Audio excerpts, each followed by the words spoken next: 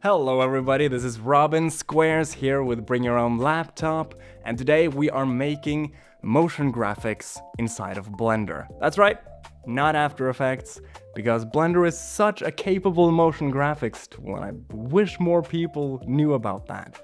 For example, text templates like this are usually made in After Effects, but you can get really far with Blender for free. So we're making this cool procedural video title piece, and it's suitable for all skill levels.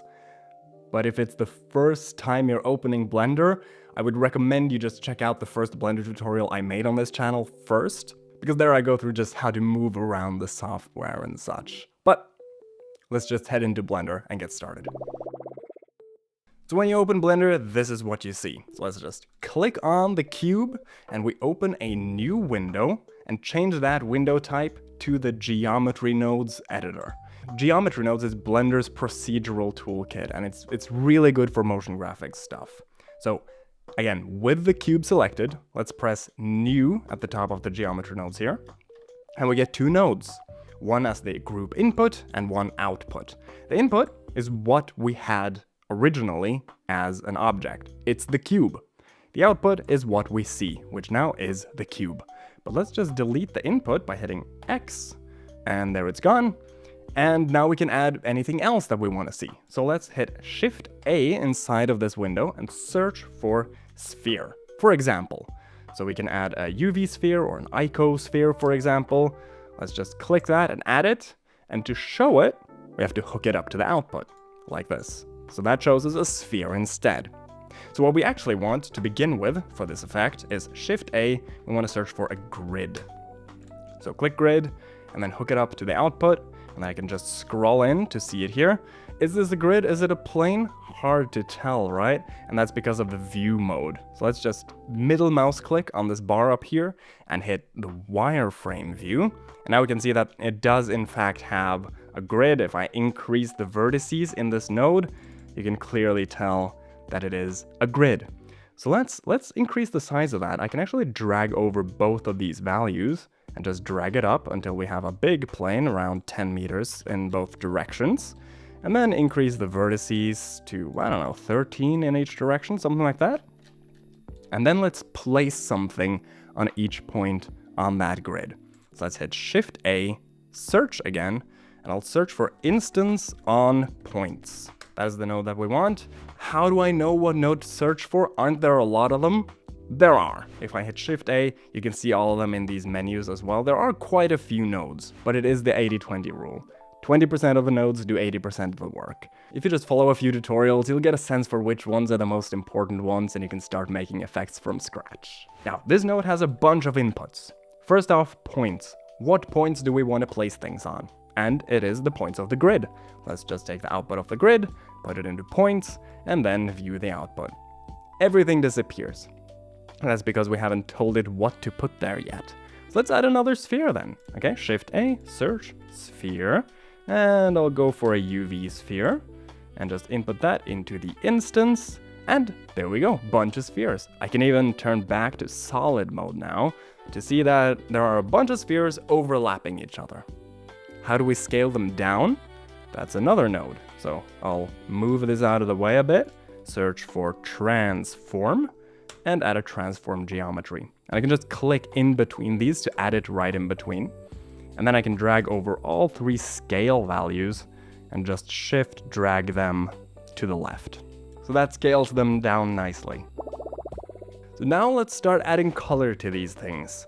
We can go to the Materials tab on the right-hand side here, and there is a default material already on this called Material. We can use that. If we change the color of that, however, you'll see nothing changes in the view.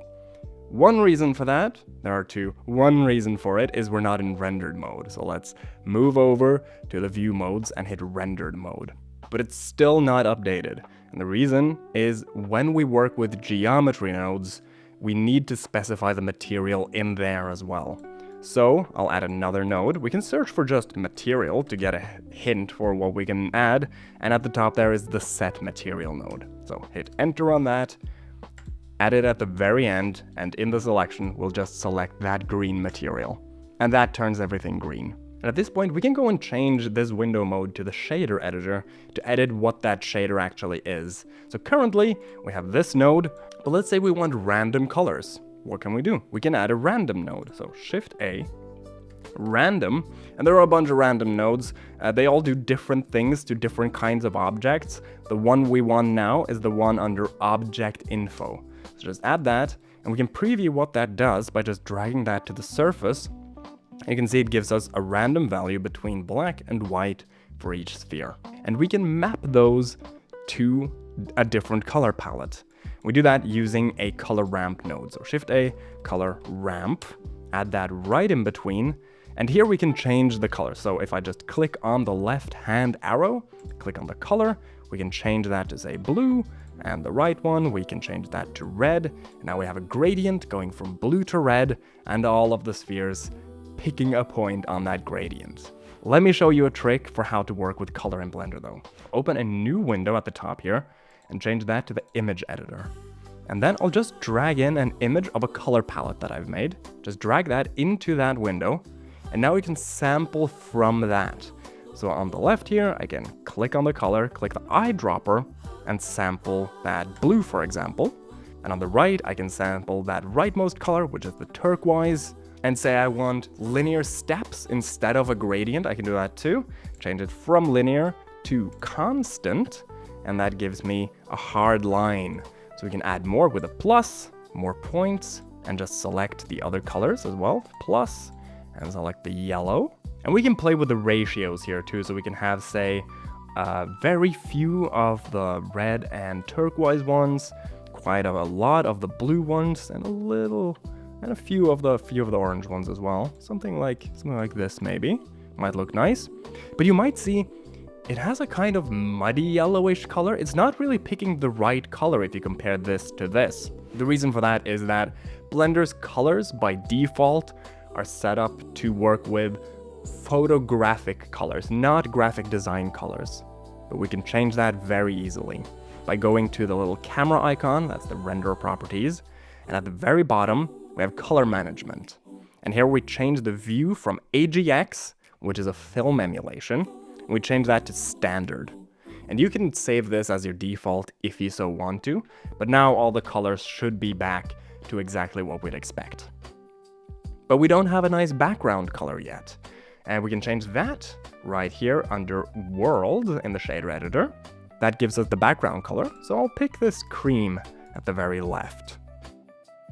And back in Object, you can also see that all of the balls are completely flat. You don't have any shading on them, and that's just because we haven't run the color through this shader that came with it. If we run the color into the base color, and then run that to the surface, that gives us the shading as well. So now we have highlights and we have shadows, but I don't want that. So I'll hit X, delete that, and hook it up again, just to get that graphic look. And if you have made it this far, then I recommend the full Blender 3D Essentials course on Bring Your Own Laptop. It goes much more in depth on all the fundamentals to do basically anything in 3D. But for now, let's just continue with the motion graphics stuff. Now we can close this window and just give ourselves some more space to work with. I'll split this window in half as well. At the bottom, I'll have a window to work in, and at the top, I'll use that window to preview what it'll look like. So in this top view, I'll turn off the viewport overlays, I'll move this little window out of the way, and I'll move into the camera view, because that is where we render from.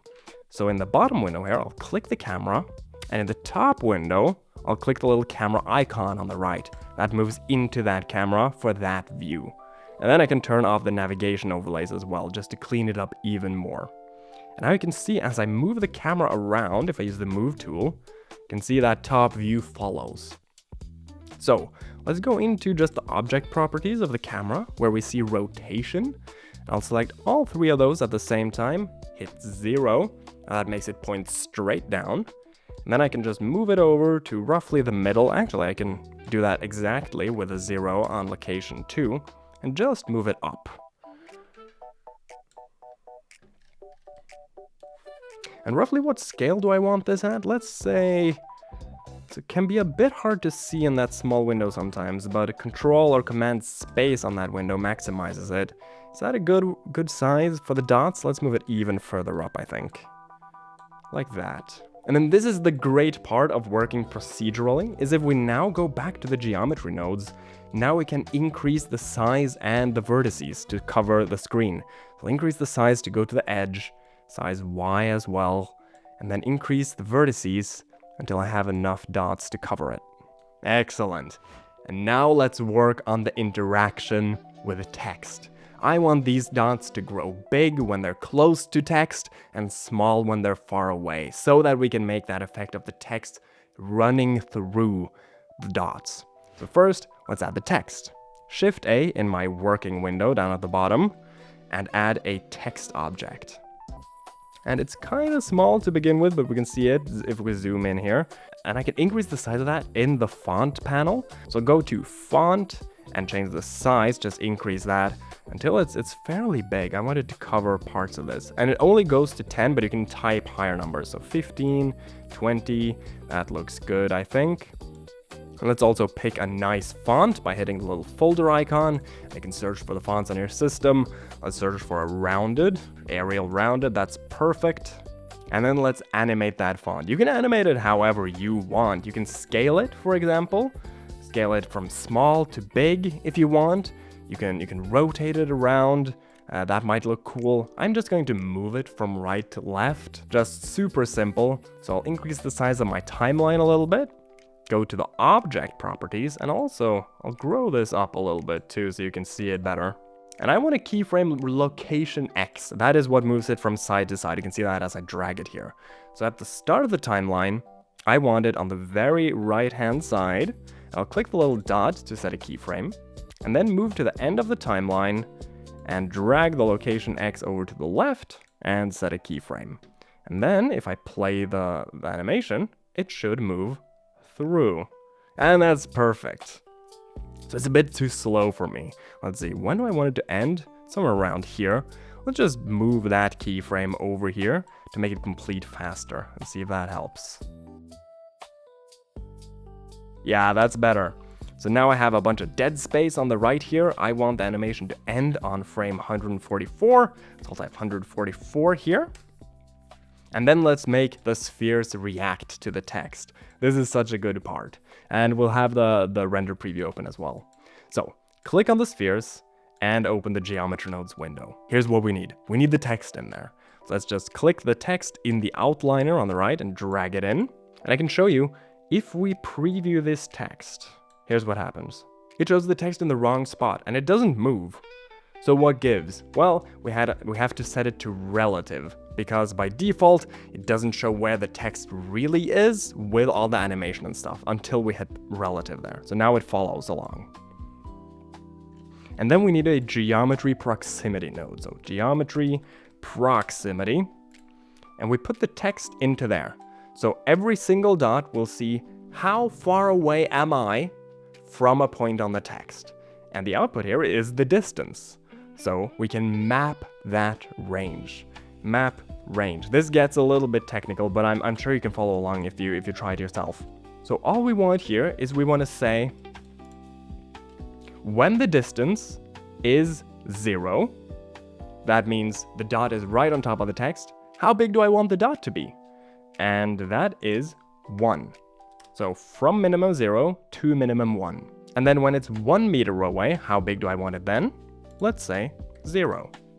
And then let's just plug that result into the scale on instance on points, which is the node that put the spheres around, right? So we use that, and then we preview the output, and you can see what we have is the dots are reacting to the text. How cool is that? And now let's just go in and we can just tweak the values to our liking. So I don't want it to go to complete nothing. I don't want it to go to 0. Let's just increase the size a little bit until we get tiny little dots on a grid. And then I feel like it's fading out a bit too long. So instead of looking a whole meter away, let's just decrease that and see that we can decrease the fade. And I'll decrease it to something like that. Now, what do we want to say? What do we want to say to the world? Let's hit tab on the text to edit it. And what do we want to say? Let's see. That, I think, is a pretty good one. Now we're showing the text underneath here. You can barely see it at the bottom there. So let's hide the text as well. I'll just put it into its own collection with a new collection button. Put it into there and just call that hide and disable that collection. It'll still work, but the text itself won't show. So I think the time has come to render it out. Let's go to the Output tab, set the resolution, that's good for me. Set the output folder, my temporary, that's okay. And instead of rendering an image, I want to render a video, which under encoding is going to be not a Matroska, but an MPEG-4, and the quality perceptually lossless. And just to make sure that you'll render at the full speed your computer can, let's go to your preferences, and under System, you should set up a render device. If you're on Mac, it's a good idea to set it to Metal. If you have an RTX card, set it to Optics. And if you have a GTX card, set it to CUDA. And then you're ready to render. So just go to the render menu and hit render animation. And it'll run through and make the video for you. And that's our video. How cool is that? I think it's so cool how capable Blender is as a motion graphics tool, at least if you use geometry nodes like this. You could make all kinds of things, like plant, text, UI, animation, and particle systems. If you had fun with this, then I recommend you check out the Blender 3D Essentials course on bringyourownlaptop.com. It's taught by me. It goes through all the basic stuff that you need to do basically anything inside Blender. Not just motion graphics, but modeling, texturing, rendering, all of that stuff. Prepares you for work in 3D. And don't forget to subscribe to this channel as well, so that we are sure to see each other in the next video.